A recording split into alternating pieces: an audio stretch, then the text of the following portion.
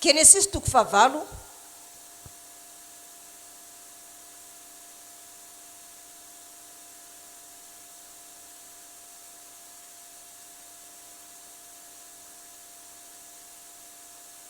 Genesis toko fahavalo.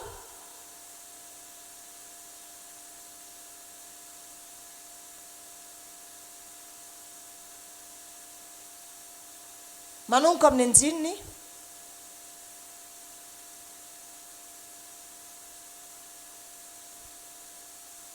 Faharoapolo.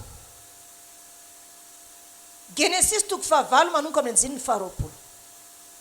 Ny nivoanoa avy tao amin'ny samy fiara sy nanaovan'Andriamanitra fanekena taminy. Anjininy faharoapolo. Ary Noa dia nanorina altara ho an'i Jehova, ary ny biby madio rehetra sy ny vorona madio rehetra dia nanalany ka nataony fanatitra dorana teo ambony altara. Dia nandreny anitra ankasitrahana Jehova ka hoy izy tampony, tsy mba anozona ny tany intsony aho noho ny amin'ny olona aho. Fa ny fisainany fony olona dia rasy hatramin'ny fahazazana. Ary tsy mba nringana ny velona rehetra intsony aho tahaka izay nataoko.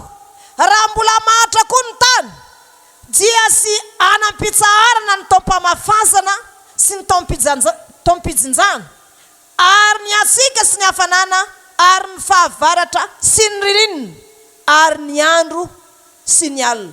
Ary Andriamanitra nisodrana Noa sy ny zanany hoe maro fara sy miabesa ary mameno ny tany. Ary ny tahotra sy ny orooro anareo ahazo ny biby rehetra sy ny voromanidina rehetra, ireny mba amin'izay rehetra mandadina mikisaka amin'ny tany sy ny hazan-drano rehetra ao amin'ny ranomasina dia efa natolotra eo an-taninareo. Ny biby mihetsikesika rehetra izay aina dia fihinana ho anareo. Dia efa nomeko anareo toy ny zava-maitso izy rehetra. Kanefa ny nofo ihany, ny nofo izay mbola misy aina dia ny rany no aza haninareo. Amen. Avero kely amin'ny anjininy faharoapolo ka hatramin'ny anjininy faharoa amby roapolo. Ary Noa dia nanorina altara ho an'i Jehova, ary ny biby madio rehetra sy ny vorona madio rehetra dia nanalany ka nataony fanatitra dorana teo ambony altara. Dia nandreny anitra ankasitrahana Jehova ka hoy izy tampony, tsy mba hanozona ny tany intsony aho noho ny amin'ny olona aho. Fa ny fisainany fony olona dia ratsy hatramin'ny fahazazana. Tsy mba handringana ny velona rehetra intsony aho tahaka izay nataoko. Raha mbola mahatra koa ny tany dia tsy anampitsaharana ny taom-pamafazana sy ny taom-pijinjana, ary ny hatsika sy ny hafanana, ary ny fahavaratra sy ny ririnina, ary ny andro sy ny alina. Amen. Eto zany sika. Sy teka mafy ary. Eno tsara. Sao zavatra misy tamin'ny andro Noa. Dia nanangana altara izy rehefa nivoaka tao amin'ny samy fiara. Dia naka biby madio izy nataony fanatitra dorana teo. Dia inona nataon'Andriamanitra? Na eno emboka manitra Andriamanitra tamin'ilay fanatitra dorana. Dia natsiaro Noa dia nisodrano azy. Ary ny zavatra misy nanao fanekena tamin'ny Noa Andriamanitra. Dia nampisy havana teny amin'ny lanitra fanekena mandrakizay. Ary raha mbola mahatra ny tany dia sy maintsy misy ny taom-pamafazana sy taom-pijinjana ao anatin'izany ny hatsika sy ny hafanana sy ny fahavaratra, ary ny andro sy ny alina. Amin'izao zao ririnisika mangasika faneken'Andriamanitra tamin'izy zany. Tamin'ny Noa izay tananako Noa rehetra sy maintsy miaritra asika. Sy maintsy misy ny hatsika sy ny hafanana. Andriamanitra zany na izy nanao altara. Io altara io dia misy heriny io. Io altara anaovana fanatitra io dia misy heriny. Eto zao sika estradiny eto, pilipitrany eto ny sinao hoe ambony pilipitra. Fa isika kosa dia manana altara izay nisongainy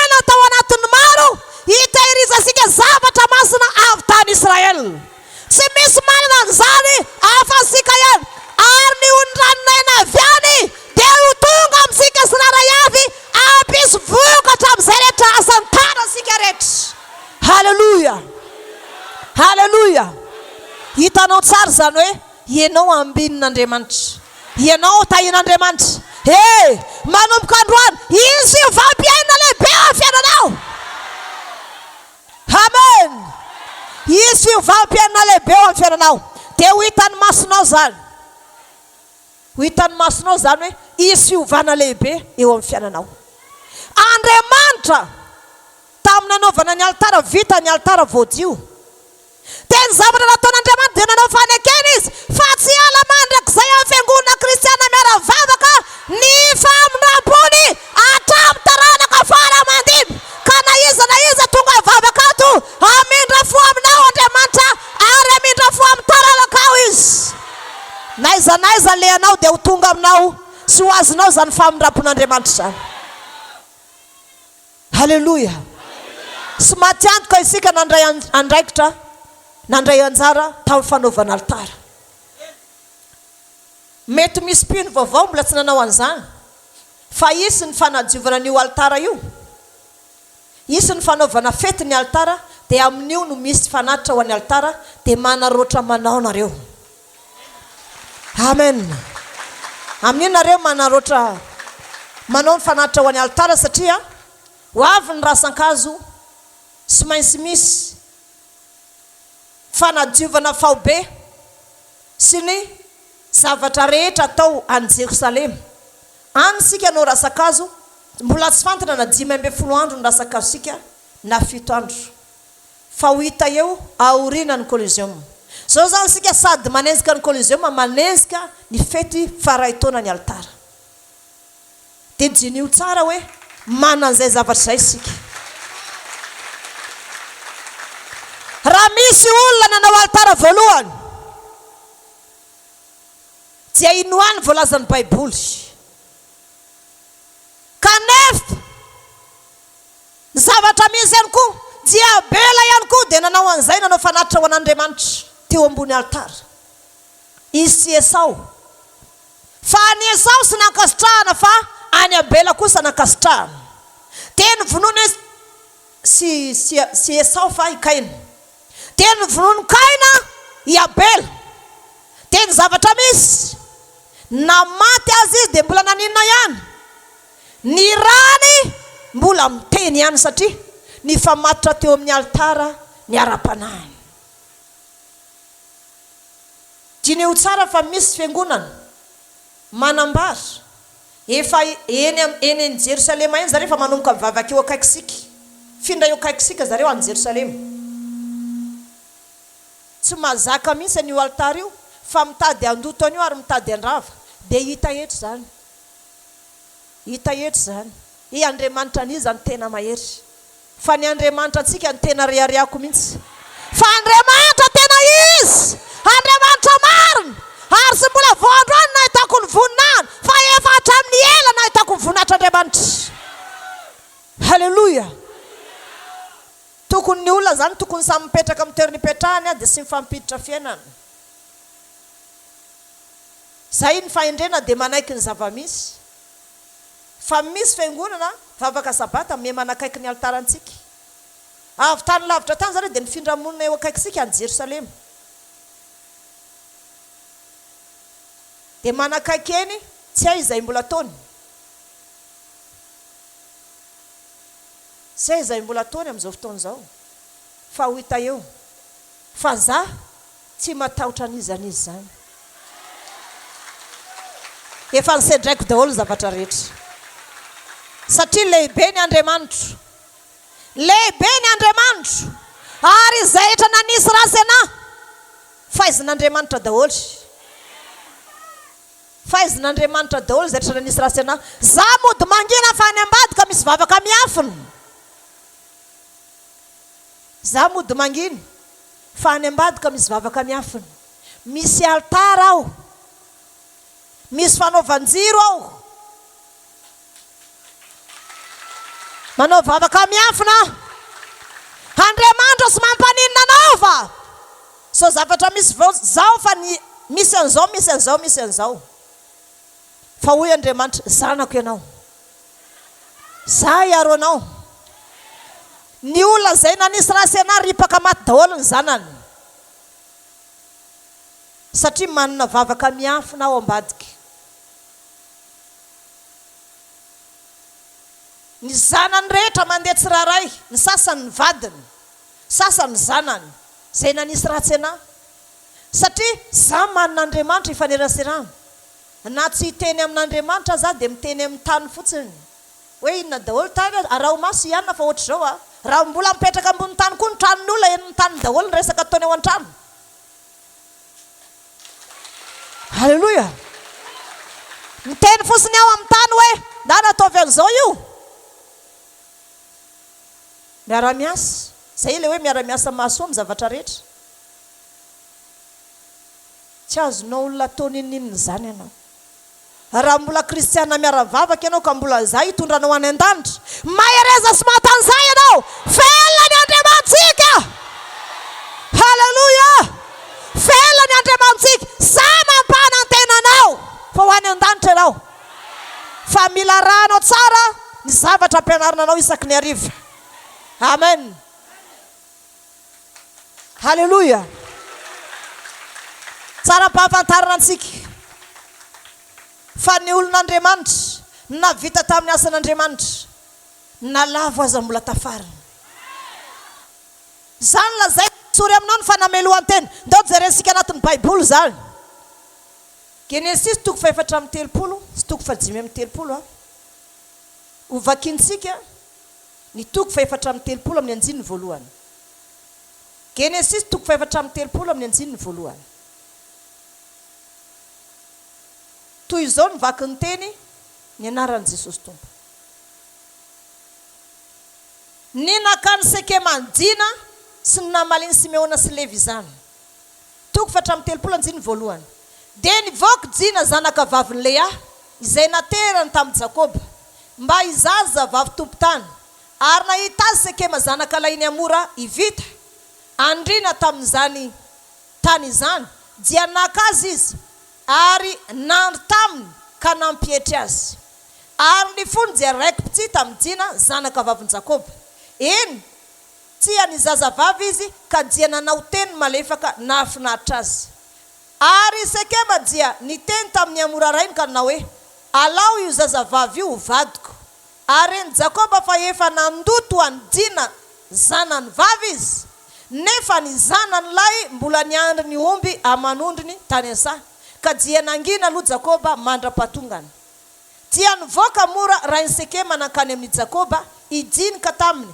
Ary ny zanaka Jakoba dia tonga avy tany an-saha. Rehefa nandray izy dia nalahelo sady tezitra indrindra satria Sekema efa nanao izay fady indrindra teo amin'ny Israely noho ny nandriany tamin'ny zanaka vaviny Jakoba fa zavatra zay tsy tokony atao zany. Ary Amora nidinika taminy ka nanao hoe ny fony Sekema zanako lahy efa raiki-pitsy amin'ny zanaka vavy. Koa masina ianareo mba omeo azy ho vadiny, mba omeo azy ho vadiny. Ary ao ka hifanambady anaka isika. Omeo anay ny zanakareo vavy ary lao anareo kosa ny zanaka vavy. Dia hiara-mona aminay ianareo arindro ny tany eo anoloanareo honeny dia anaovana varotra ao ary ao ka isan'ny tompo-tany ianareo. Ary hoy Sekema tamin'ny rainy Dina sy ny anadahany, ao ka mba ahita fitsy eto masonareo ao. Ary izay lazainareo amiko dia omeko, na dia arena be sy zavatra besaka aza no asainareo omeko. Dia omeko ihany araka zay olazainareo amiko, fa omeo ahy ny zazavavy ho vadiko. Ary ny zanaka Jakoba namaly any Sekema sy Amora rainy tamin'ny fitaka ka nisaroro azy noho ny nandotoany any Dina na baviny. Ary hoy izy taminy, tsy azonay atao ny anome ny anabavinay ho an'izay lehilahy tsy voafora, fa fahavetavetana aminay zany. Izao ihany no azonay anekenanareo. Raha ho tahaka anay ianareo dia foraina ny lehilahy rehetra aminareo, dia omena anareo ny zanaka vavy ary ny zanakareo vavy kosa alainay ho anay. Dia hiara-monina aminareo izay ka ho firenena iray ihany isika.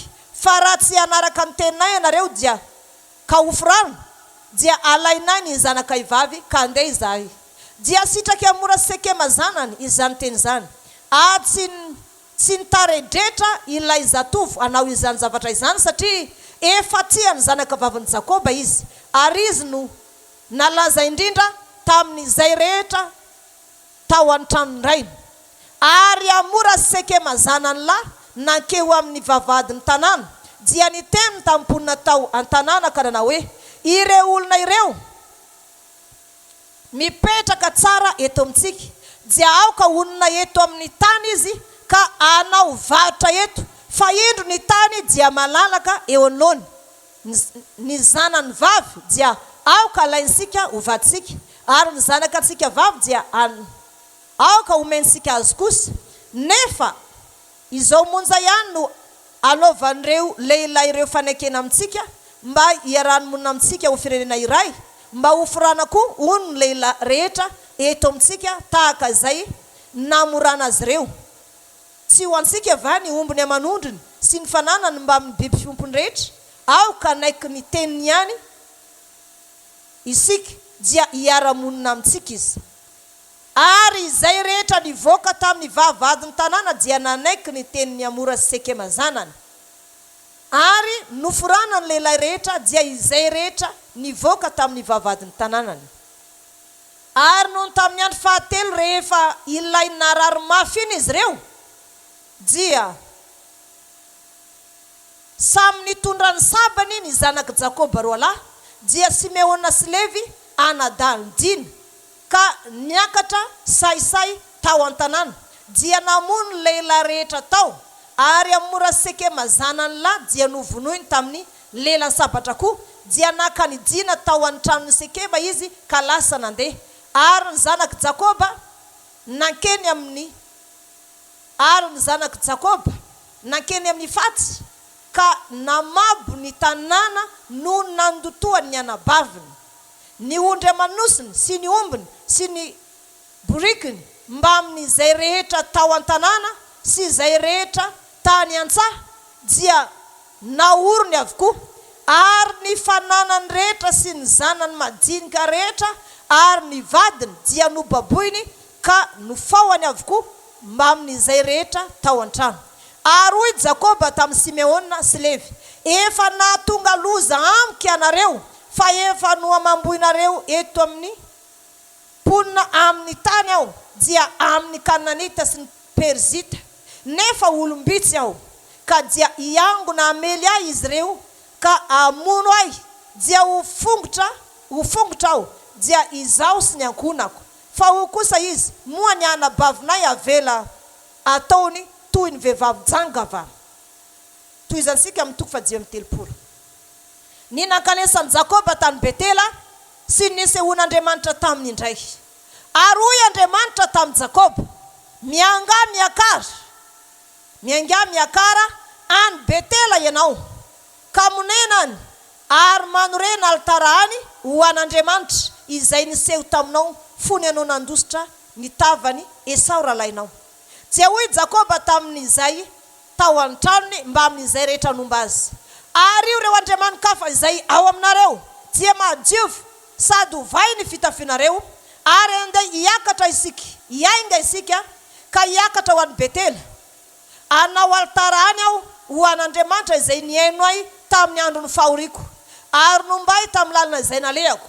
Dia natolony teo amin'ny Jakoba ny andriamanikafa rehetra izay ny tanany sy ny kavina izay teny antsofiny, ary dia naleviny Jakoba tao ampotriny azo terebita izay tao akaiky ny Sekema ireo. Dia lasa nandeha izy, ary nisy tawatra avy tamin'Andriamanitra nahazo ny tanàna manodidina azy, ka tsy nanenjika ny zanaka Jakoba izy. Ary Jakoba dia tonga tany lozy Betela izany, izay any amin'ny tany Kanana, izy sy ny olona rehetra izay nomba azy, ary nanolo-naritara teo izy mba nataony hoe El Betela no anaran'izany tany izany, fa teo no ny sehoan'Andriamanitra taminy fony izy nandositra ny tavany rahalany. Amen. Atreo lovaka isika. Enoy tsara. Fady tamin'ny zanak'Israely ny zanany vavy Virjina lotony fady ary ny vehivavy zany a tokony sy andotony tenany amin'ny lehilahy gentlisy na amin'ny lehilahy na atao am-piangonana azy raha sy efa vita ny soratra tokony anina famantarana mahavirjiny izy alohany idirany amin'ny fanambadiany fa tsy mora amin'ny zanak'Israely mihitsy ny ahalalany fa ny anabaviny nolotony Sekema zanaky Amora. Tinenao tsara fa ao anatin'io tanàna io dia io Sekema zanaky Amora io satria zanak'Andriny izy no mifehy zany tanàna zany. Idina andeha hitady ankizivavy namana nefa sendran'io lehilahy io ary nanaovan'ny lehilahy io teny malefaka izy dia niara-natory taminy mbola tsy vita ninina dia voaloto. Ary rehefa voaloto izy dia sano tany amin'ny ray aman-dreny satria fantany ny lalàna fa nijanona tao izy. Ary rehefa nampahafantarina azy amin'izay nampahafantarina an'ireo olo ireo dia lasa amin'izay Amora Sekema zanany lahy ilay tsy andina zanaka vavy tokana ny Jakoba nandeha ifampidinika amin'ny Jakoba hoe omena izavatra rehetra nareo, inona ny tadiavinareo, inona no ilainareo fa omena nareo zany. Inona ny ilainareo fa omena nareo zany.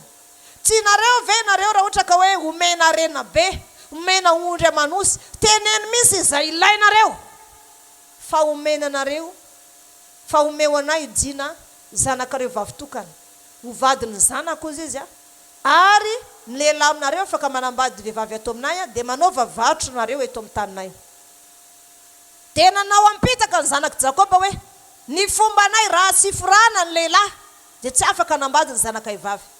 Noho ny fitiavana ny dina dia nieritreritra hoe andao ary ankatoavina ny teny foraina daholo lehilahy rehetra ho tahaka an'izy ireo vao afaka miara-miasa satria ny lalàn'Andriamanitra zany tsy maintsy nankatoavina ny zanak'Israely na manahoana na hiara-iasa azy izy amin'ireo olona tsy miforareo mbola hijorony ihany ny fahamarina izay hijorony fa ny fiara-miasa foana tsy maintsy misy. Dia ny zavatra nitranga tao anatin'izay dia niteneniny mihitsy hoe tsy maintsy firaina nareo. Dia teo ambavady Amora Sekema hoe firaina daholo lehilahy rehetra. Dia nifiraina ny lehilahy rehetra. Dia nandrasany Simeona sy Levi tamin'ny andro fahatelo ilay tena marary iny. Naka sabatra izy dia novonony daholo ny lehilahy rehetra tao an-tanàna tao. Vonony daholo ny lehilahy rehetra tao dia naka nidina izy. Ary raha ny tantara dia niara-ny vonony tamin'ireo idina. Satria zay ny lalàna. Raha misy lehilahy manolana vehivavy anankiray na amin'ny lalàna ny arabo azy niara ho vonoina satria matoa idina zany tsy niazo vonjeo sitrapony nandotony ny tenany dia vonoina ilay lehilahy dia mba ho voninahitra ilay vehivavy dia miara vonona aminy. Izany mahatonga ny tantara ny dina tapitra hatreo Sekema tsy misy tantara nitsony ao anatin'ny Baiboly. Tao anatin'izay nefa nalain'izy ireo baby daholo ny olona rehetra tao Sekema, ny vehivavy sy ny zanany sy ny ondry amanosy sy ny fananany rehetra. Nalainy ankeriny daholo, azony daholo ny vahoaka rehetra hoe raha sy te ho faty. Dia ndao hiaraka aminay dia azony daholo. Teo anefa diso fanantena tanteraka Jakoba. Natsiaro izy hoe Abrahama raiko. Dia nifandray tamin'Andriamanitra. Tahaka an'izany ihany koa Isaka nifandray tamin'Andriamanitra. Zany nefa ity tamin'ny mbola fahatany rana mbola tsy niteraka sy nanambady aho. Dia nanao voady tamin'Andriamanitra tany Betela. Tatsy ariana nefa dia adiniko zany. Efa lehibe nanambady aho, niteraka efa lehibe aho. Nefa ireto zanako nampiditra olana tamiko. Ahoana zany zay eo anatrihan'Andriamanitra?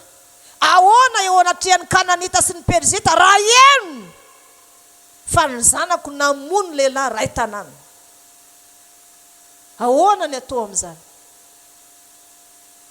Teo Jakoba tena diso fanantenana satria ny zanany namono olona sy olona anankiray ny vonona fa be dia be tamin'ny sabatra. Nefa teo amin'ny fotoana izay tena nandiso fanantenana azy mihitsy. Teo amin'ny fotoana izay lazaina hoe tsy misy hevitra isony ny aminy. Teo amin'ny fotoana izay lazaina hoe tena politra tanteraka izy. Tena hoe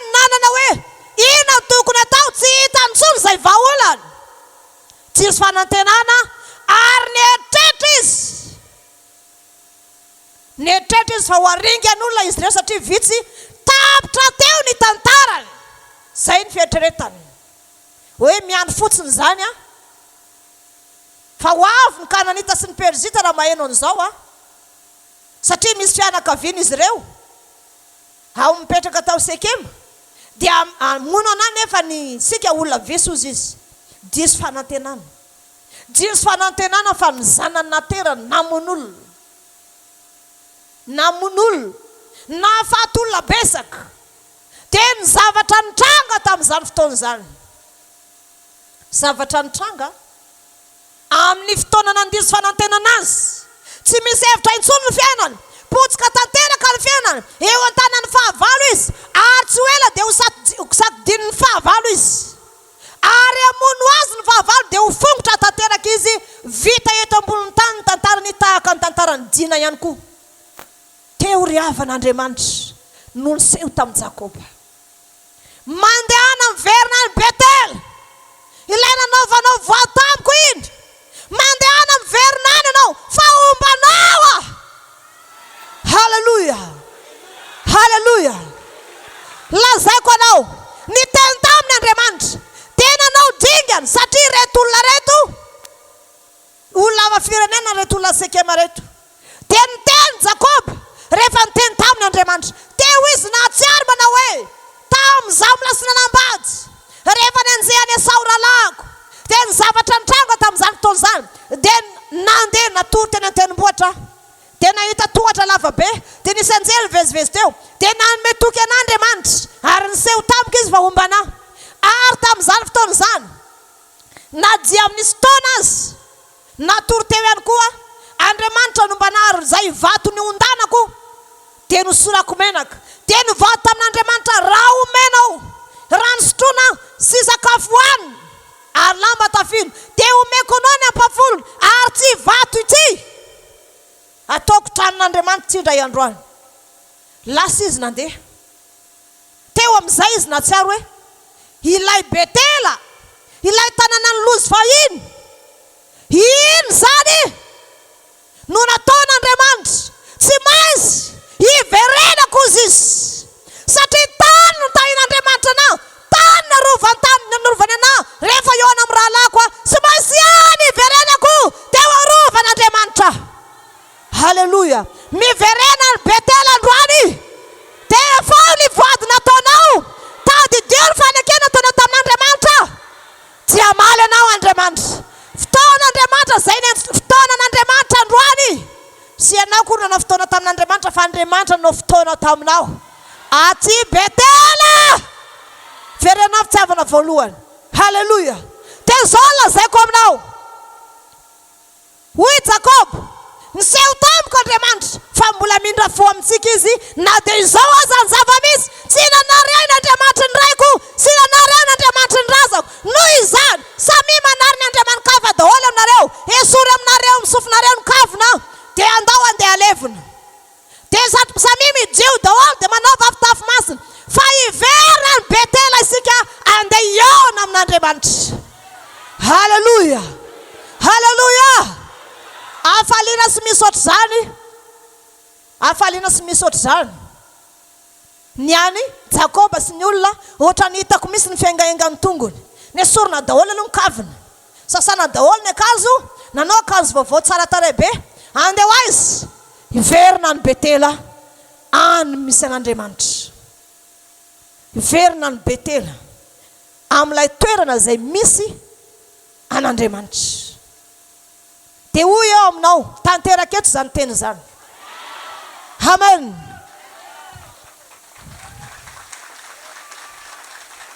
Haleluya. Toy izany sika amin'ny anjininy toko faha 17:7. Ary Andriamanitra niseho indray tamin'i Jakoba raha tonga avy tany Mesopotamia dia nitahy azy izy. Ary hoy Andriamanitra taminy, Jakoba no anaranao. Nefa tsy atao hoe Jakoba intsony ny anaranao fa Israel no anaranao. Dia nataony hoe Israel no anarany. Ary hoy Andriamanitra taminy, izao no Andriamanitra sy to. Maro fara sy miabesa. Firenena maro no iseho avy aminao. Ary isy mpanjaka avy amin'ny ateraka ao. ny tany izay nomeko any Abrahama sy Isaka dia omeko anao, ary ny taranakao manjimby anao koa no omeko ny tany.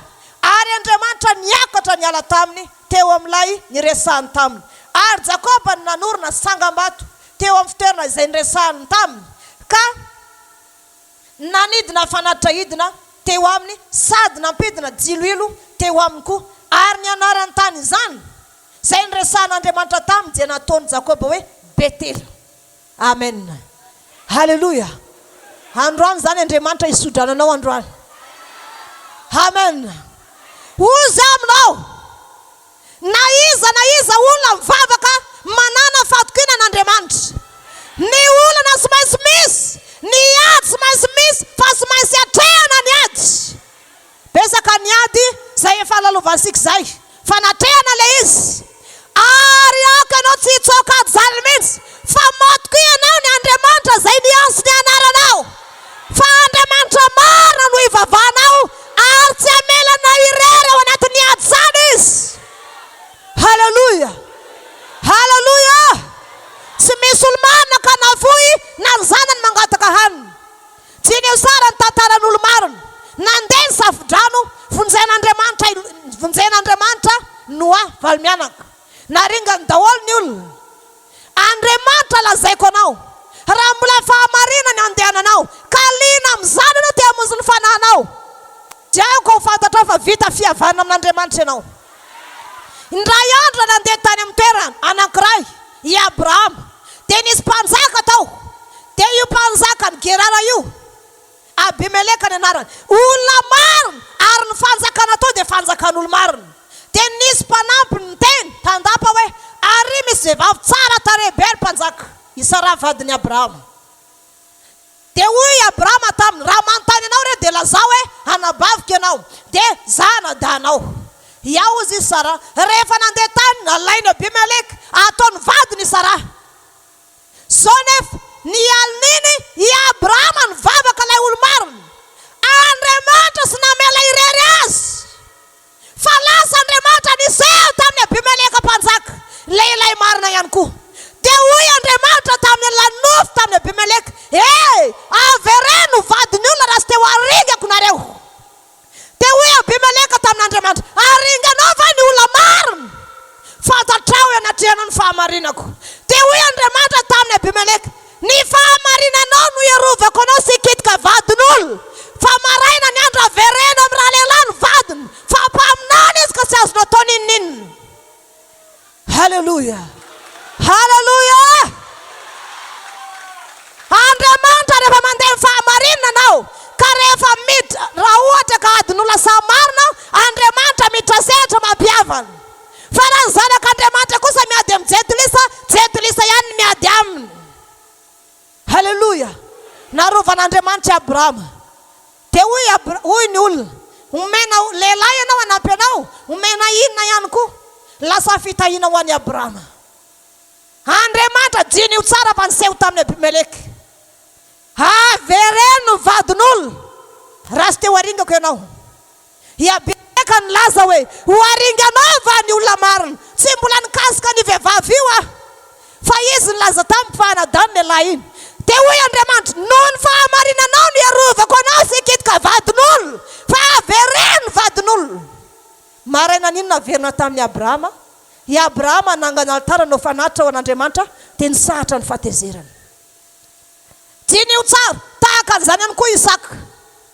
Tonga amin'ny tamin'ny toerana io, dia sahany teny satria fantatra ny tantaran'i Abrahama. Dia sahany teny satria nisy misary tamin'izany tamin'ny tany. Sy sahany teny io izay vadiny Rebeka. Fa hitany mpanjaka io ihany zareo ny famisangy. Dia hoe ay vadinao iny vehivavy iny, fa anao mandaingy. Vadiko izy iny. Rehefa nitantarana fa zanak'i Abrahama izy, nilamina. Dia hoy ny mpanjaka, manomboka zao, tsy azo kitihana misy ireo olona ireo, fa isika ponina eto ndray ny miaro azy manomboka zao, aza kitihana ny famoleny, aza kitihana ny biby fiompony. Halleluja. Nirehatra amin'izay ny fahatezerany Labana. Dia hoy izy, raha ny fahatezerako aminao ditanao tsy sabaty, tokony ho fatiko ianao zao, fa ny Andriamanitra ny rainao niseho tamiko ny alina, fa tsy mahazo mikitika mafy anao kory aza. Haleluya, haleluya. Ilay tokony izy lasa nivadika fihavanana. Zany ho an'olo marina. Eto Andriamanitra mahatsiaro anao no fahamarinanao. Ozy aminao amin'ny tsy androantsy ny adin'olo marina sy maintsy misy foana. Na manahoana eto ambony ty tany ty. Any fahavalo tsy sisy anao zany.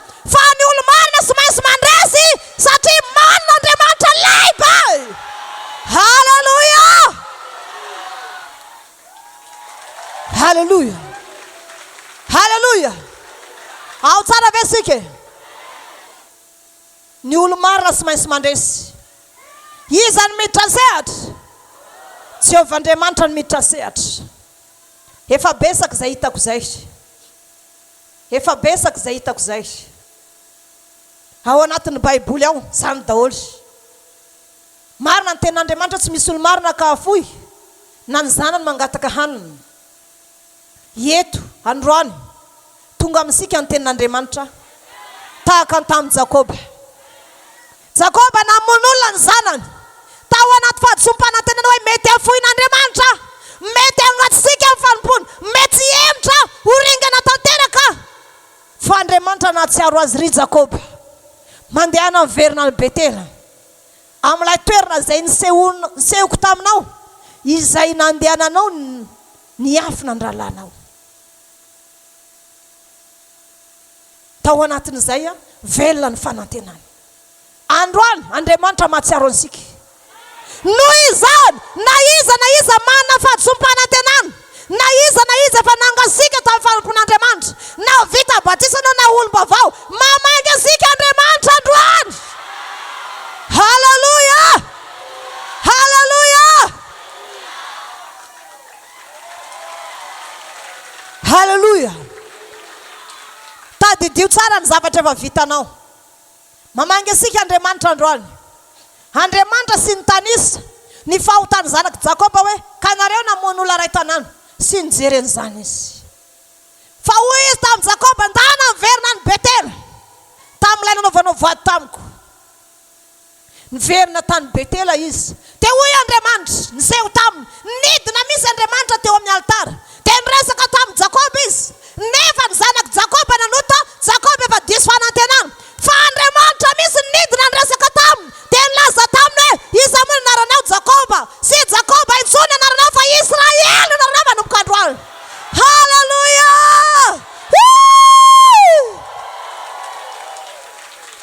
Haleluya! Io ambadika ny ady atrehanao ivoninahitra Andriamanitra ambadika an'io. Iza ny mino an'izany? Sy maintsy mino anao satria Andriamanitra maneraka ny mpanompony manambara aminao fa ambadika ny ady atrehanao misy valom-bavaka be dia be. Haleluya, haleluya. Isy valom-bavaka be dia be, ary Andriamanitra tena isodrananao ary ipakatra any amin'ny taranakao fara-mandimby zany. Amen, haleluya. Tsy azo atao mihitsy ny kivy amin'ny fanompony, tsy azo atao ny reradrenaka ara-panahy zany, tsy azo atao ny mangatsiaka na zavatra mety andiso fanantenana ahafaty azy. Fa raha soa ny ataonao n'Andriamanitra, jeny mbola milamina ianao dia manarota manao soa n'Andriamanitra. Fa amin'ny fotoana ianao tratrana olana miditra ny sehatra Andriamanitra, ary efa be dia be zavatra nataon'Andriamanitra teo amin'ny fiainako zay. Haleluya. Fa androany ray ianao mandray anjara amin'izany hoe fitiavan'Andriamanitra zany. Sy ny tanisa misy Andriamanitra firy moa ny olona matin'ny zanakao, sy nanao an'izany izy. Fa efa navelan'Andriamanitra sy nasiany resaka zany. Ny olona rehetra tonga eto sy misy resaka zany ny fahotany. Fa efa voavela izany, voavela ny alika amin'izao say izao. Aza manota intsony ianao amin'ny anaran'i Jesosy. Haleluya, haleluya, haleluya. Esory ao anatin'ny saina ny fanamelohan-tena. Esory ao anatin'ny etrehtra amin'ny fahakiviana. Esory ao anatin'ny saina hoe zavy mbola tsy n'Andriamanitra ihany. Esory ao anatin'ny saina zany. Fa manomboka androany hitra ny sehatra amin'ny fiainanao Andriamanitra. Ary ny fahavalo manisy rasy ianao, te ireny no hita ny fisandratanao ry havana. Ireny no hita ny fisandratanao.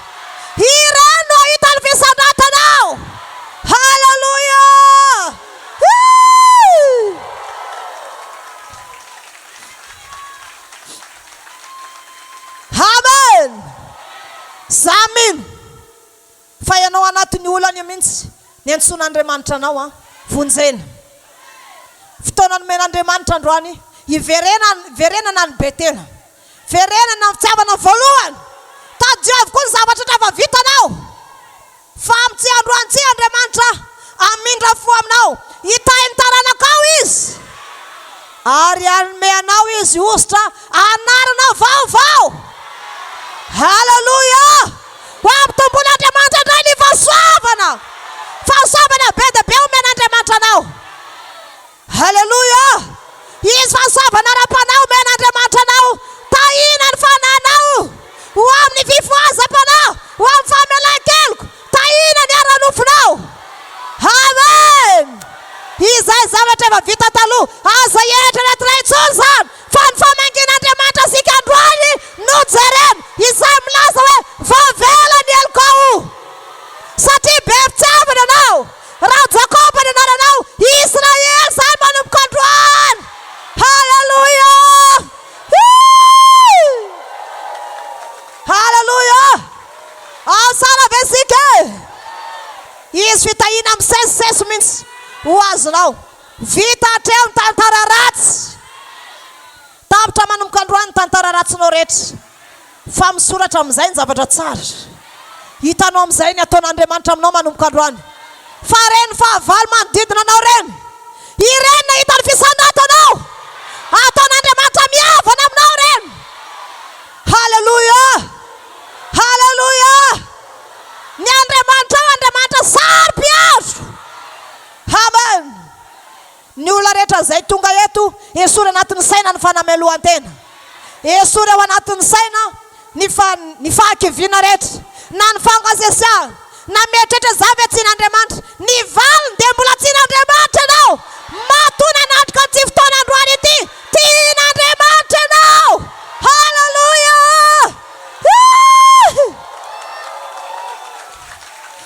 Haleluya! Ao sara ve sika? Ao sara ve sika? Androany ny fotoana hatramin'ny zanakao anao tahin'Andriamanitra. Hatramin'ny zanakao rehetra. Maro farasy miabesa. Ary ny tany izay nomenan'i Abrahama. Fitahian'i Abrahama, fitahian'i Isaka, omenan'i Jakoba daholo. Izany rehetra izany omena sika rehetra tonga eto amin'ity toeran'ity androany. Haleluya! Fitahian'i Abrahama rehetra. Fitahian'i Isaka rehetra. Omenanao. Omenanao izany. Omenanao izany. Omenan'ny olona rehetra izay tonga eto izany. Andriamanitra misy hidrazehatra. Sy izaho midrazehatra. Nanjely midrazehatra. Jehova misy hidrazehatra. Amen. Fa manodidina anao betsaka tahaka ny Jakoba. Fa zao nisy ororo avy tamin'Andriamanitra tonga taminy ary natahotra izy. Ny olo marina sy maintsy arovan'Andriamanitra foana na mankaiza na ina mitranga. Ary ataovy anaty saina. Fa sy hoe koa rehefa mivavaka amin'ny tany ianao dia olona ambany. Olona manana maizy azy ianao. Amen. Ato anatin'ity fiangonana ity zao misy député, misy docteur, misy gendarme, misy polisy ato, misy karazan'olona be dia be ato. Tsy azo isarana mihitsy rehefa mivavaka amin'ny tany ianao dia olona mahantra. Tsia, zanak'Andriamanitra ianao, mpanan-karena ianao. Efa nomen'Andriamanitra anao androany ny fisandratana.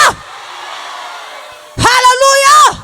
Efa nomen'Andriamanitra anao ny fisandratana. Noho izany esory ao anatin'ny saina ny fanamelohan-tena hoe tsy ho tavavoaka ny fiainanao. Tsia, manomboka androany tavavoaka ny fiainanao. Zaho misy hodranana mba tena hitavavoaka ny fiainanao. Amen. Hatramin'izay mety mitena sy mandroso misy ny vatra. Fa manomboka androany amin'ny sodrano androso izay rehetra ataonao. Ny vatranao androso. Izay rehetra tianao atao tanteraka aminao izany. Maro ihany koa mieritreritra hoe maniry te ampiasain'Andriamanitra. Te ho alaza mihitsy amin'ny asan'Andriamanitra. Te hozanao fa ino ary manakana anao hoe ohatrany tsy mirehitra mihitsy rehefa mivavaka. Fa manomboka androany izy ary avy amin'ny avondrina ho tonga aminao. Irehatra anao manomboka androany ho avy foazam-panahy lehibe. Anaky anao ny olona. Amin'ny anao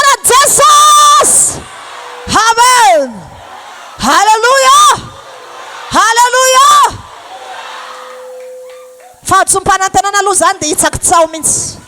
Ny fahankivira tsy ho tonga aminao tsony zany. Mahery ny Andriamanitra ao.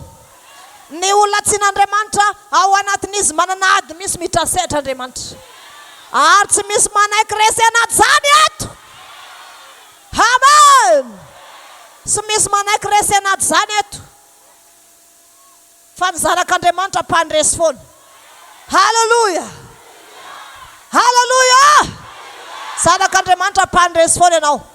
Ary isy olona any ambadika any ataon'Andriamanitra fitaovana hiaro anao.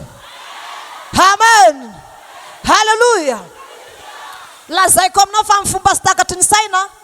Sy takatry ny sainao anehoan'Andriamanitra ny voninahiny aminao. Amen. Haleluya. Fa misy olona anankiray rehefa mandeha mivavaka dia mandalo toerana mangingina tena mampatahotra. Dia tao anatin'izay anefa misy lehilahy anankiray nanenjika azy. Dia hoe ndeha hoaiza ianao? Dia ndeha hivavaka hozy izy. Dia hozy le lehilahy, za koa mba hiaraka aminao fa za sy ndeha hivavaka any aminareo fa hiaraka aminao fotsiny fa za ndeha alohaloha ary. Ay zany nisy olona dala tao aloha tao. Dia ny zavatra nisy raha ny tena marina ilay olona dala sy ilay olona pino tokony hifanehatra. Mety atahotra n'ilay mpivavaka dia hitsoaka. Fa tao anatin'izay itsy lehilahy izay anatitra azy ity. Ino ny teny endany ianao izy mandeha mitsoaka fa zaho no hiady amin'io. Haleluya. Haleluya. Fotoana zay sy ampoizinao satria Andriamanitra afaka melo lalina anao. Mahita any amin'ny lalakalehanao mbola hoavinao any. Efa fantatra Andriamanitra. Any amin'ny hoavinao misy Andriamanitra mitrasehatra. Haleluya.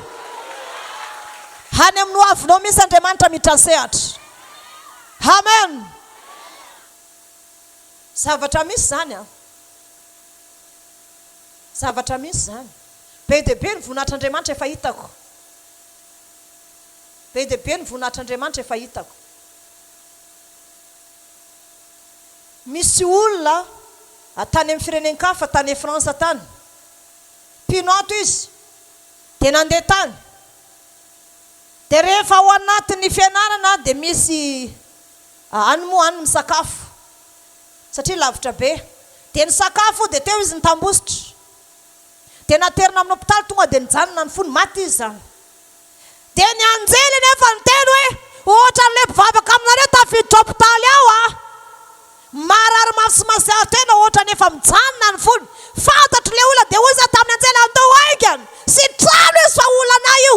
Satria izy reriny ihany. Vetivety teo ohatran'ny sizy narary. Velatra amin'izao zany olona zany voninahitra ho an'Andriamanitra. Sany matsara ny mandeha fahamarinana. Na dia maty aza mbola sangan'Andriamanitra. Ka hoana tapa-kevitra hiara-dia amin'Andriamanitra. Tapa-kevitra zany sy tapa-kevitra. Efa besaka zavatra hitako zay. Nisy pino ihany koa nandeha moto. Rehefa nandeha moto izy, nandeha moto ohatr'izao amin'ny arabe, dia nisy zaza avy any nivoaka avy tao anatina ala zay tonga dia moto mandeha ohatr'izao ilay zaza tonga dia tsy valana teto. Ny ala ihany ilay pinosika mitondra moto fa nidrisina ohatr'izao izy voasindry ny tao ambany ilay zaza. Niaraka nidrisina tamin'ny ohatr'ny moto ohatr'izao dia nanaraka an'ilay moto misy ilay zaza. Dia nianso anay izy eto ambavaka Mpaminany. Sady tomany izy nianso eto ambavaka fa tena olana. Fa tsy masiaro tena ilay zaza. Fa mety ho sarotra amiko izy satria nafatolona. Tena nitomany izy tamin'izany. Fa ozy taminy ny raso fa entina mambavaka. Tena tarana tamin'Andriamanitra. Andriamanitra jereo fa io lehilahy io fa raha ny karama azy izy voalohany karama ny nateriny vadiny teto. Ary nentiko teto amin'ny fanaovanjiro misy zany. Voalohany bokatra tamin'ny karamany. Io lehilahy io mavita didy rehetra na dia any amin'ny toerana misy anazy azy. Fa vetivety teo nentina tamin'ny hôpitaly zaza tapitra ny vavaka sangana le zaza avy teo ohatran'ny sizy avy le maty iny. Haleluya. Haleluya. Fa ihany miaraka amin'Andriamanitra sy misy zavatra sy vitan'Andriamanitra zany. Hoy Andriamanitra hoe zaho Jehovah Andriamanitra ny nofo rehetra. Moa misy zavatra mahagaga tsy haiko ataova. nanomboka teo dia gaga le lehilahy. Tena mahery ny Andriamanitra antsika hozy izy. Za zay fa hitako fa tsy masiaro tena maty zao.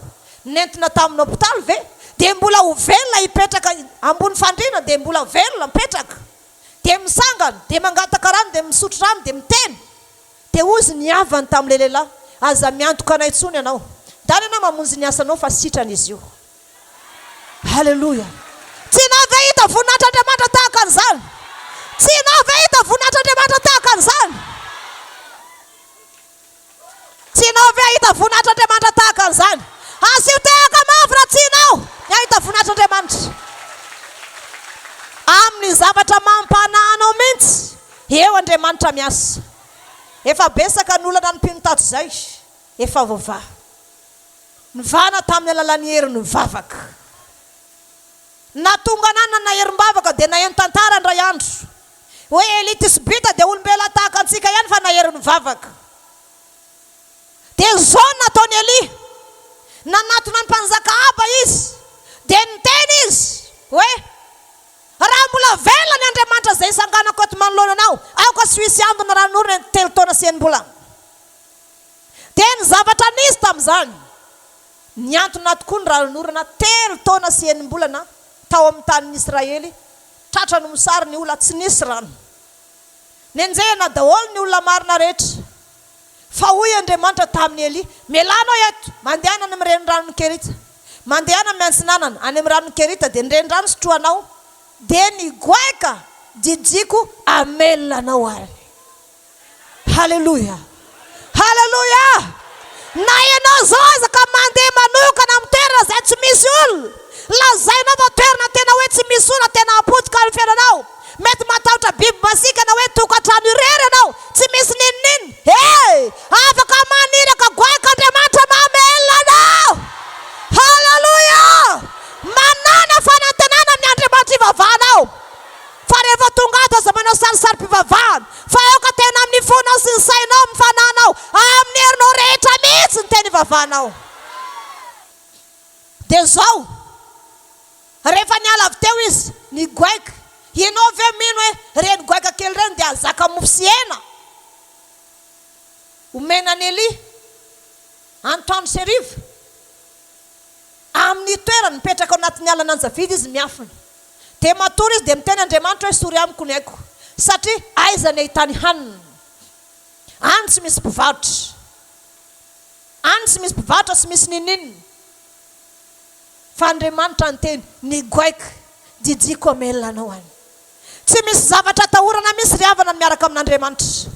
Fa na ianao reny aza raitrano na mandalo ady oatra niny ianao amin'izao fotoana izao, hain'Andriamanitra mamaly ny olanao, hain'Andriamanitra mampisahatra ny adinao rehetrarehetra.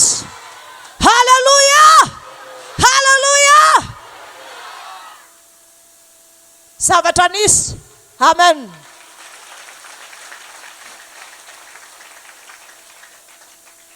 Zavatra nisy tao anatin'izay dia mbola nandeha izy. Nandeha ny fadiana 7 izy tao anaty zoy. Tsy nisy nahita mihitsy izy ao anaty zoy fadiana satria tsy misy hanina intsony dia tsy maintsy mifady izy mahery mivavaka. Fantanina mipetraka ao anaty zoy tsy misy pahita izy. Izy ary namangy anazy tany. Jehovahandriamanitra namangy azy. Ny olona rehefa vita fanekena amin'Andriamanitra tsy hariny mihitsy. Za milaza aminay mahereza foana ianao. Fa sy maintsy mivoaka Adresse ianao. Na ianao reny aza ny ray trano, tsy misy hanina sady tsy misy rano, Andriamanitra niraka goaika amelona anao. Amen. Halleluja. Zany aza in'Andriamanitra. Ka zay anasitrana ny aretina kely ve? Hoe tongotra mivonto kely sy ny hoe marary kely sy ny anina. Androany ihany anatin'ny tenin'Andriamanitra dia ho sitrana. Izy mino an'izany. Na zavatra lehibe aza in'Andriamanitra atao dia zavatra kely ray ve tsy ho hainy. Amen. Jinio tsara fa tsy misy olo marina ka afoy na ny zanany mangataka hanina. Dia milaza aminao tsara fa raha tena hoe tena hivavaka ianao hitadian'Andriamanitra, ato amin'ny fiangonana kristiana miaravavaka no ahitanao an'izany. Satria ato ny mahafeno fepetra amin'ny fahamarinana sy ny ny fahamasinana. Tenin'Andriamanitra tsy misy klem. Ampy ho any ara-pananao tsara ny tenin'Andriamanitra zay omenanao ato. Amen. Eli olombelona tahaka antsika efa nahery vavaka. Zay ho anaty baiboly. Fa nisy ihany koa misionera anankiray. Tantara teto ambony tany. Nisy misionera anankiray.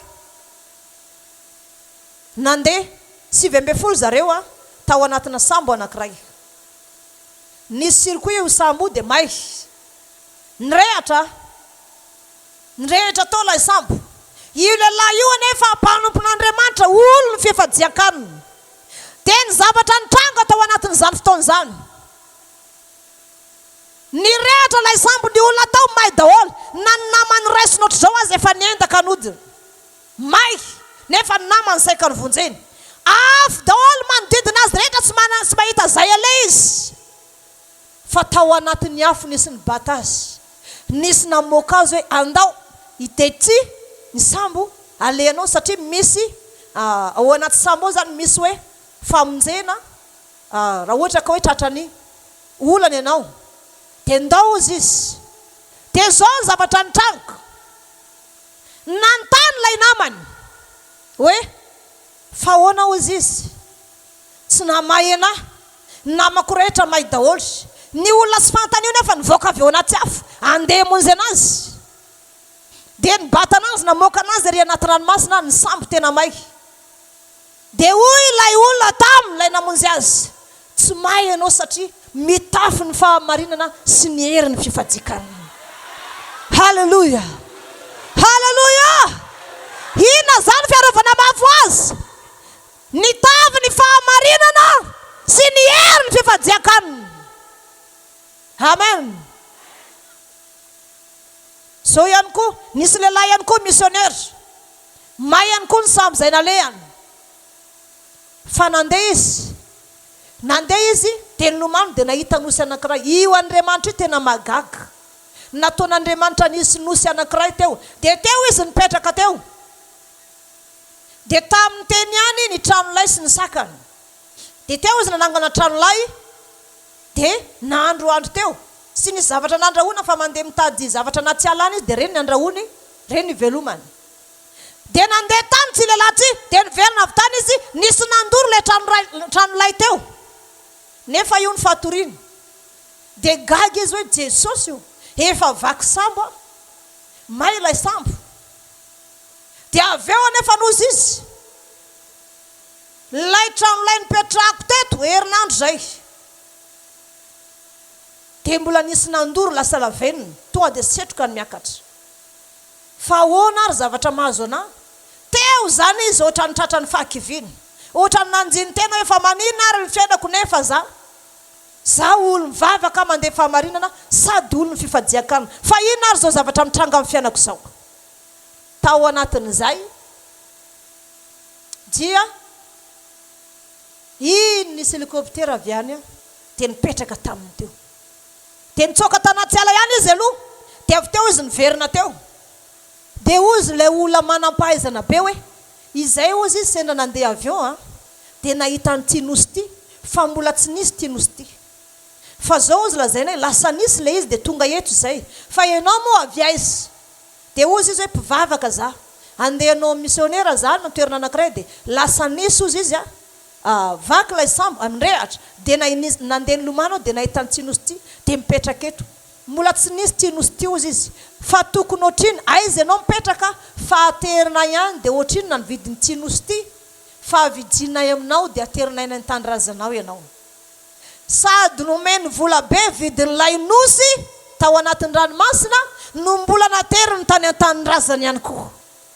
Halleluja. Halleluja. Magaga ny fiasan'Andriamanitra. Zany lazaiko aminao hoe aza refesinao amin'ny fahalemenao ny fiasan'Andriamanitra eo amin'ny fiainanao. Mety ozy ianao ahoana moa tahin'Andriamanitra anazy za olona mpanasa lamba, za olona sisy asa. Aza refesina amin'izany fa mino fotsiny dia hitanao ny voninahitr'Andriamanitra. Amen. Faharoa manaraka an'izay, mbola nisy lehilahy ihany koa mpivavaka, vaky sambo izy. Dia nandeha nilomano dia tafiditra teo amin'ny sisiny izy rery ny velona tany fa samy miparitaka daholo. dia nakasisiny amin'ny toerana izy mbola ala mikirindro. Mbola ala mikirindro a. Dia tonga teo izy dia nivavaka Andriamanitra. Miantso anao aho fa na dia aty aza fantatro fa fizahan-toetra iny vakisambo iny. Fa na dia aty aza mipetraka fantatro fa tsy mafoy ahy ianao. Dia ny zavatra nisy iny amin'izay nisy lehilahy avy tany. Fa maninona eto ianao? Ozy lehilahy vakisambo. Tsy hitako mihitsy ny atsimo sevaratra ny andrefana siansinanana. Fa very tanteraka dia mangataka amin'Andriamanitra mba hisorony amiko ny aiko a. Dia mba tapitra ny fiainako dia ho any an-danitra amin'izay. Dia ny zavatra nisy ozy tsy lehilahy tsy. Ndao ianao fa teriko any aminareo. Teriko amin'ny ville ianao ozy izy. Fa tsy manko nozy izy ala mikirindro dia ela be. Zaho ozy izy mandeha ohatran'ny hoe mandeha mihaza amin'ny toerana io zany. Dia hitako ozy izy tsy toerana ity. Dia nentiny io lehilahy io. Dia rehefa nentiny io lehilahy io dia enoy tsara ny fitondran'Andriamanitra. Rehefa nentiny io lehilahy io dia tonga tamin'ny toerana anankiray zareo. Dia nanontany hariva ny andro hoe dia ny olona mipetraka amin'ny tokantokana anaty ala reny zany. Dia sinoa ilay olona vehivavy tsara fanahy. Dia sinoa zany izy nambady gasy dia niteraka. Ilay vehivavy sinoa. Dia nambady gasy dia niteraka.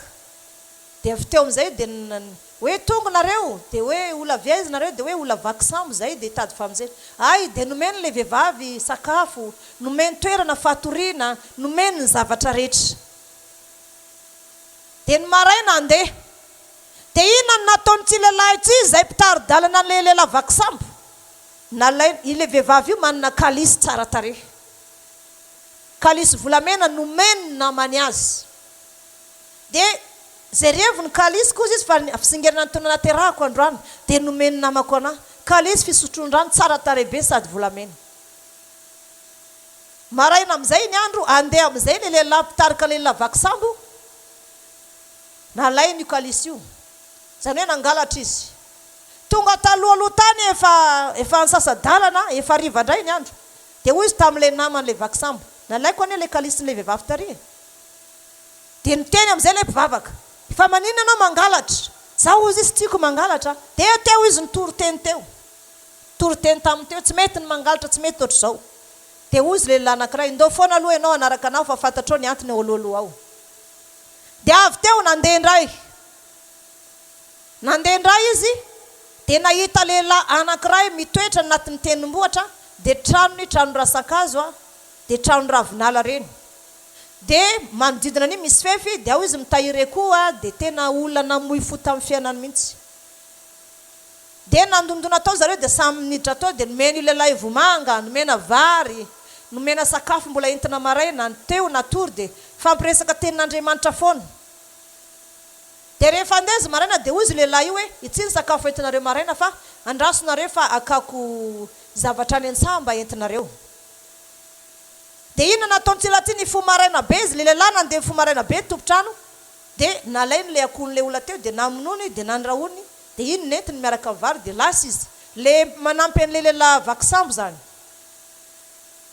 Dia rehefa andeha dia nidorany ray ny tranon'io lehilahy io.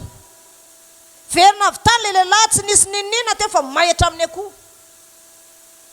Tonga dia foana tanteraka mihitsy misy ninina.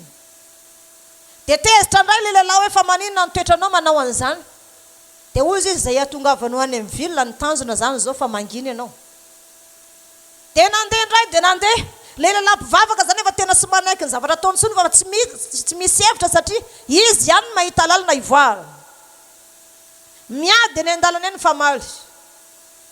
Dia nandeha indray zavatra nisy nahita lehilahy indray izy mpanan-karena.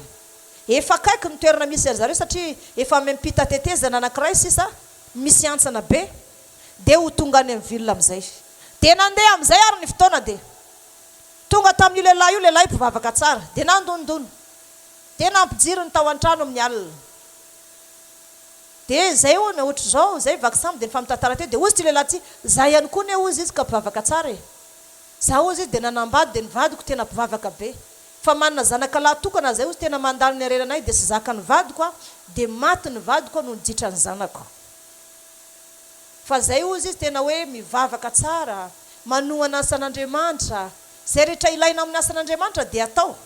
Kanefa nozy izy dia le zanako no nijitrany nafatiny vadiko.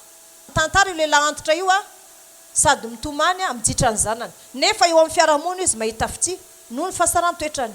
Amin'ny fiangonana izy mahita fitsy dia manampy azy foana ny fiangonana sady mampahery azy.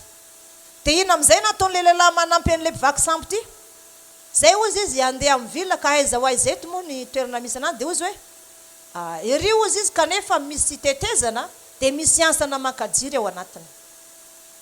Fa rehefa mandeha amin'le tetezana fotsiny ozy dia tsy manaraka sisiny hoe mahita an'leo ambany fa mandeha foana. Mandeha ao fovoany dia ao ozy izy zareo.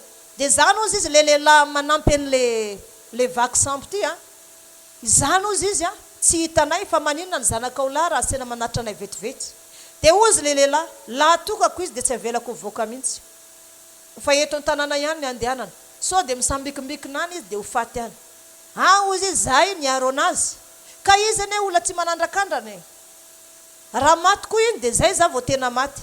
Tsy maty zany ianao ozy izy fa hiadana fa andao foana aloha. Dia nomeny ny zanany hoe io ny zareo mba tary io. Inona amin'izay rehefa hita zany ry ny tanàna zany amin'le misy fiara zay afahana mivezivezy mody ny an-tanindrazana. Tena andeha tamin'ny tetezana amin'izay. Dia nibatain'le lehilahy amin'izay le lehilahy dia natosiny tany anaty ansana dia maty. Eo amin'izay le zanak'Andriamanitra nampakatra tanin'akanjo amin'izay satria efa hita hoe io mivilona. Dia nandeha fa manina izy ny vononao sady mandeha any. Efa niteny le rainy fa aza vonoana izy. Ino mba hananana, ino ohatr'izao. Dia nampakatra tanin'akanjo amin'izay izy hiady fa tsy zakako soa ny zavatra ataonao izy le kalisin'le vehivavy sotra be tery volamena. Dia mbola nandeha aloha. Nandeha dia nisy sinoa ray, sinoa ratsy toetra be.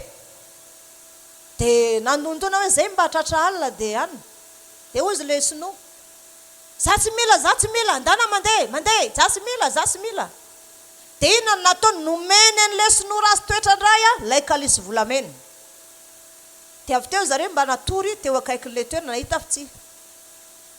Dia nandeha farany amin'izay zany le namono an'le zanakan'le lehilahy tsara fanahy izy. Dia teo amin'izay zany le mpino nampakatra tanin'akanjo amin'izay hoe tsy mety soa ny zavatra ataonao. Tery anao amin'ny vehivavy tsara fanahy nalainao ny kalisy volamenany. Dia nomenao le lehilahy sinoa ratsy saina be iny. Iny anefa nanondroka be ansika.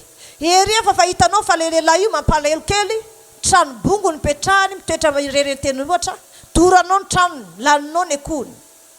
Io ihany koa ianao, doranao miaraka amin'ny akony dia zao ihany koa ianao ny vononao zanaka an'le lehilahy. Efa niteny izy fa io nahafatiny vadiny, dia mbola ny vononao ihany.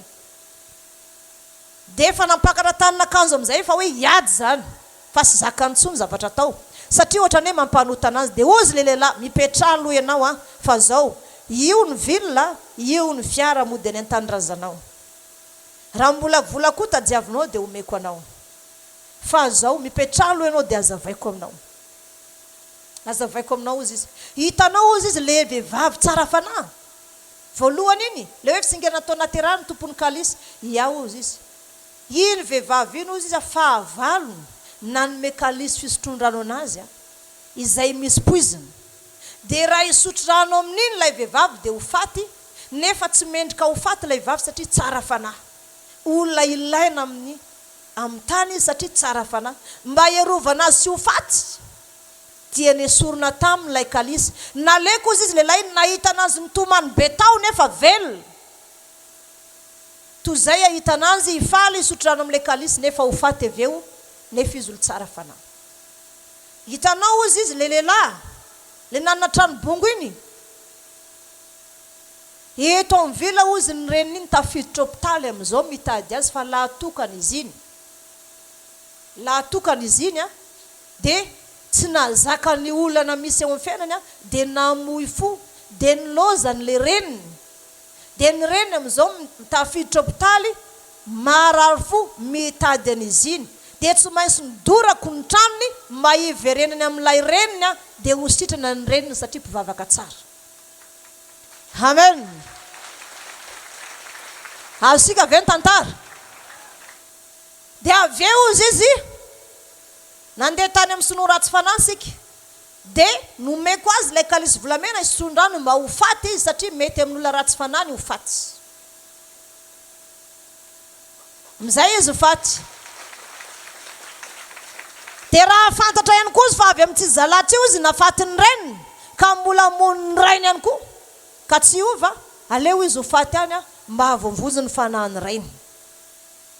Dia ozy amizay izy tamin'ilay lehilahy, izy amizay ary zana navitra anao tao anatin'ny ala mikirindroka namoaka anao atsy amin'ny toerana mazava. Teo amizay ilay lehilahy tsy hitan'izay teneniny. Dia ozy lehilahy nanaraka anazy hoe izay ihany tiako ampahafantarina anao fa ny olo marina sy maintsy vonjen'Andriamanitra. Dia mahereza anao izy dia ndana mody any amin'ny tany razanao. Vetivety eo tonga dia nanjavony io lehilahy io. Izy isotra anazy ilay lehilahy nanjavony. Dia ozy aminao hoe misy fitondran'Andriamanitra tahaka an'izany. Ny zavatra eritreretinao fa zavatra goavana be iny misy voninatr'Andriamanitra ambadika. Halleluja. Noho izany mampahery anao amin'ny adinao rehetra fa sy maintsy hivoaka mpandresy anao. Ninona ady lalovanao amin'izao fotoana izao tsy maintsy hivoaka mpandresy anao. Andriamanitra tsy hamelanao irery zany ianao Andriamanitra. Amen. Tsy avelan'Andriamanitra irery zany ianao. Raha mbola fahamarinana hitafinao sady mitafiny amin'ny fadikanina, tsy avelan'Andriamanitra irery zany ianao. Jereo daholo ny Baiboly rehetra fa na ny lafaoro misy afo mirehitra aza tsy namainy sadraka miasaka Abednego. Ka ninona ady mamay izay miseho amin'ny fiainanao na efa mitranga ankehitriny, manantenaina fa fampandresa ady ianao zao. Halleluja. Halleluja. Isy fandresena hipotra tampoka zany avy any. Amen. Noho izany aza manaina matahotra fa ny fomban'Andriamanitra sy ny fiasan'Andriamanitra tsy azonao aneritreritra mihitsy. Zavatra eritreretinao fa olana nefa voninatr'Andriamanitra. Noho izany aza refesina amin'ny fisainana foy ny fiasan'Andriamanitra avolenta be. Izy aminy fa hiova ny fiainany manomboka androany. Tonga avy aminaraka an'izay ireny fonao zany. Amen. Halleluja. Asandrato ny tananao dia isotra n'Andriamanitra sika ny amin'izany tenin'Andriamanitra zany sotra besaka anao Jesosy. Ny amin'ny fitiavanao anay na mitenenao ny mpanomponao